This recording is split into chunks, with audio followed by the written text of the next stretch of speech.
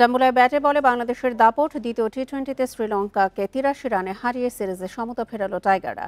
১৭৮ রানের টার্গেটে লঙ্কানরা all out. ৯৪ রানে টস হেরে ব্যাটিংয়ে নেমে ইমন ও তানজিদের দ্রুত বিদায়ে চাপে পড়ে বাংলাদেশ। এরপর লিটন দাস ও তাওহিদ হৃদয়ের ৬৯ রানের জুটি। হৃদয় ফেরেন ৩১ করে। অধিনায়ক লিটনের সঙ্গে শামীমের জুটিতে চ্যালেঞ্জিং স্কোর টাইগারদের। লিটন ৫০ বলে করেন ৭৬ রান। শামীমের ব্যাটে ২৭ বলে ৪৮ রান। বিনুরা ফার্নান্দো নেন ৩টি উইকেট। ইনফর্ম কুশাল মেন্ডিসের রান আউটে স্বস্তি। কুশাল পেরেরা ও আবিষ্কা ফার্নান্দোর টিকতে পারেননি। মিডল অর্ডারে আসালাঙ্কা সানাকাও হতাশ করেন।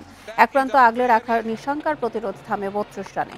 নিয়মিত উইকেট হারিয়ে ১০০ নিচে গুটিয়ে যায় স্বাগতিকরা। রিশাদ নেন ৩টি উইকেট। শরীফুল ও সাইফুদ্দিনের জোড়া শিকার।